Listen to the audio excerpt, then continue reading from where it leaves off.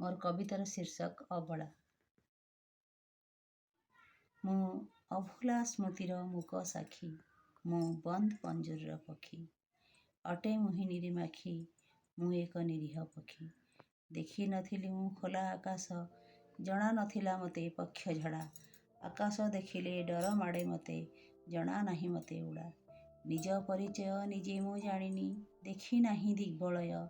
पंजुरीटा मोर मो पाई पृथिवी, नाही सेठी मोर भय। देखी नाही मोर एन्तुड़ीशाल, जानी नाही कर्मस्थल। केउठाकु जीवी केमिति बंचिबी, खोलीगले ए पंजुरी द्वार। एई पंजुरीटा मो पाई सर्वस्व, एई मो सरग द्वार।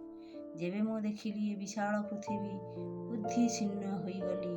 निजको संभाली पुणी उठी पड़ी, बंचिबाटा शिखीगली। एई दुनियाटा एते जे खराब आगरू जानी नथिली। बंचिबाटा एठी एते कष्टसाध्य, एबे मु ही बुझीगली। एठी मु निर्भया, एठी मु दुर्बला, नाही मोर एठी स्थान। बंचिबार माने एठी आत्माहुति हुए, अबला मोहरी नाम, अबला मोहरी नाम।